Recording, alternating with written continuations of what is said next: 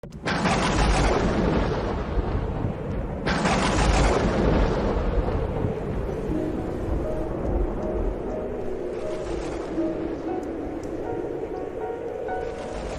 Seigneur soit avec vous. Et avec votre esprit. Évangile de Jésus-Christ selon saint Marc. Gloire à toi, Seigneur. En ce temps-là, Hérode avait donné l'ordre d'arrêter Jean le Baptiste et de l'enchaîner dans la prison à cause d'Hérodiade, la femme de son frère Philippe, que lui-même avait prise pour épouse. En effet, Jean lui disait: « Tu n'as pas le droit de prendre la femme de ton frère. » Hérodiade en voulait donc à Jean, et elle cherchait à le faire mourir. Mais elle n'y arrivait pas parce qu'Hérode avait peur de Jean. Il savait que c'était un homme juste et saint, et il le protégeait. Quand il l'avait entendu, il était très embarrassé. Cependant, il l'écoutait avec plaisir. Or, une occasion favorable se présenta quand, le jour de son anniversaire, Hérode fit un dîner pour ses dignitaires, pour les chefs de l'armée et pour les notables de la Galilée. La fille d'Hérodiade fit son entrée et dansa. Elle plut à Hérode et à ses convives. Le roi dit à la jeune fille: « Demande-moi ce que tu veux et je te le donnerai. » Et il lui fit ce serment: « Tout ce que tu me demanderas, je te le donnerai, même si c'est la moitié de mon royaume. » Elle sortit alors pour dire à sa mère: « Qu'est-ce que je vais demander ?»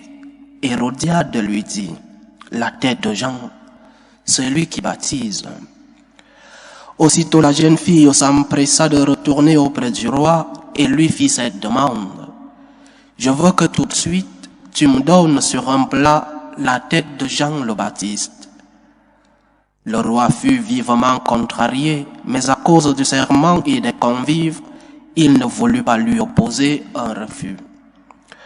Aussitôt il envoya un garde avec l'ordre d'apporter la tête de Jean.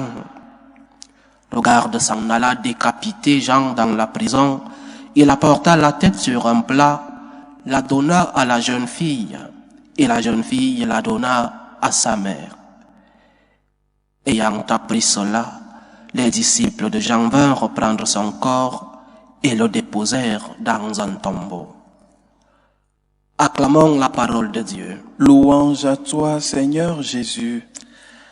Saint Jean-Baptiste est célébré 2 fois dans le calendrier liturgique. La première fois, sa nativité que nous célébrons le 26 juin.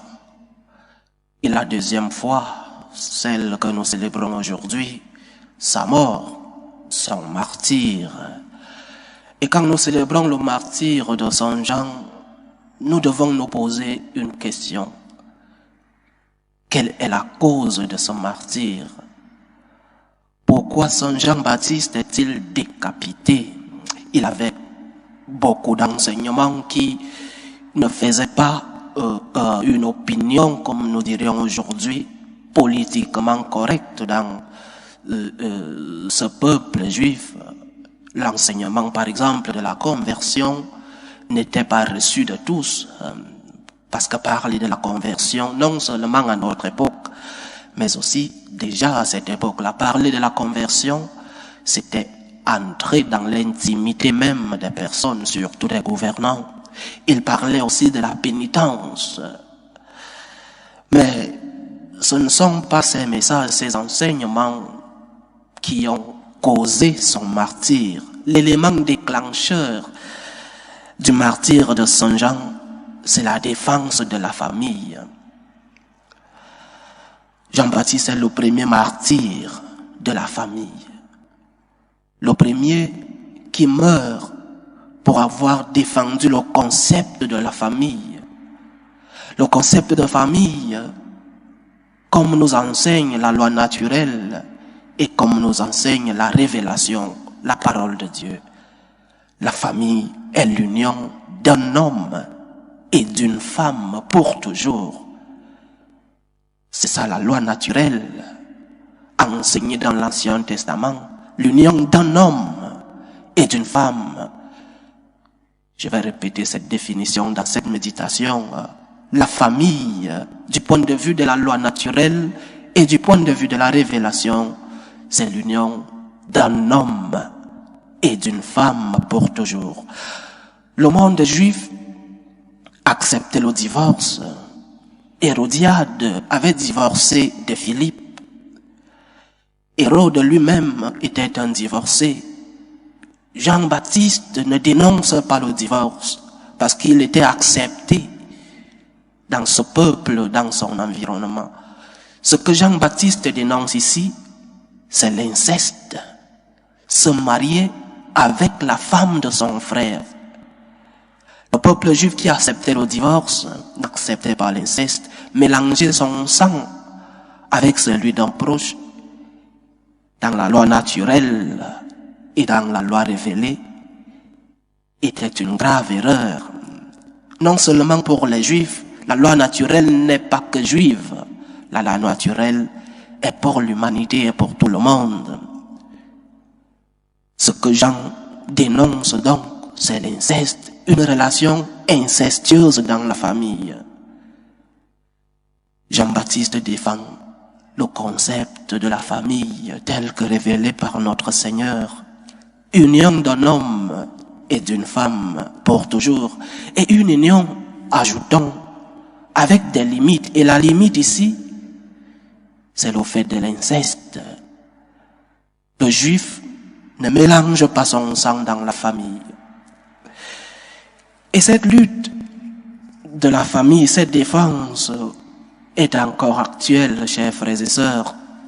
De nouveau, le concept de famille est en discussion, le concept est attaqué. Le concept de famille de nos jours est entaché aujourd'hui par d'autres types d'unions. L'Église ne considère pas cela comme mariage. C'est pourquoi je dis d'autres types d'unions. Et ces personnes pouvaient donner un autre nom juridique à ce type d'union. Parce que le mariage, c'est autre chose. La famille, c'est autre chose. Union d'un homme et d'une femme. Et ces autres types d'unions ne sont pas considérés par l'Église comme la famille. Non seulement par l'Église, mais la loi naturelle elle-même. Et de nouveau, le concept de famille est entaché. Le Seigneur nous enseigne par l'intercession de Saint Jean-Baptiste que nous devons défendre ce qui est le niche écologique de la société.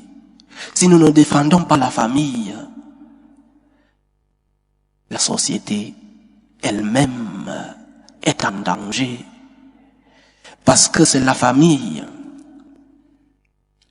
qui est la cellule même de l'être humain. C'est dans la famille que nous apprenons. C'est dans la famille que nous avons des bases. C'est dans la famille que nous apprenons à pardonner et à demander pardon. La niche écologique de l'homme, de l'être humain. Et l'Église est persécutée, calomniée aujourd'hui parce qu'elle continue de défendre ce concept de la loi naturelle et de la loi de la révélation. Le mariage, la famille, c'est l'union d'un homme et d'une femme. Et donner un autre nom, trouver un autre concept juridique à ces autres unions. Mais le Seigneur nous enseigne à partir de la loi naturelle et à partir de la révélation que seule l'union entre un homme et une femme est un mariage, est une famille. Le reste peut avoir d'autres noms. Je suis pas qui pour trouver des concepts juridiques à ces unions. Nous devons défendre la famille. Elle est attaquée. Le diable sait qu'en passant par la famille, elle détruit l'humanité. Et c'est cela l'objectif. L'objectif, c'est l'humanité entière.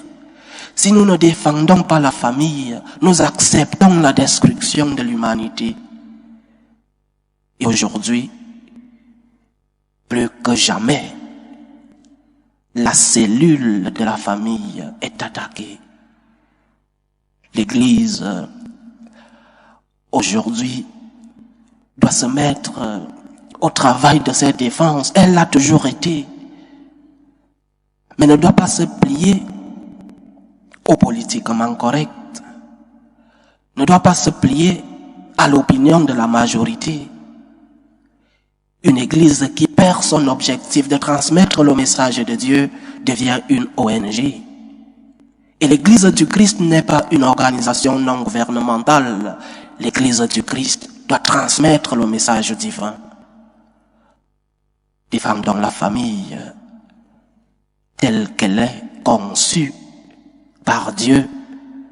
Défendons nos familles, parce qu'autour de nous, ce qui est aujourd'hui appelé l'idéologie du genre, autour de nous, nous le voyons, nous le percevons.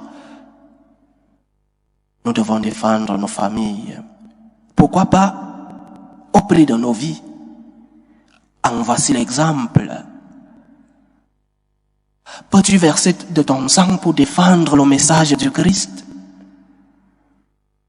Peux-tu te compliquer la vie parce que tu défends ce que le Christ a enseigné?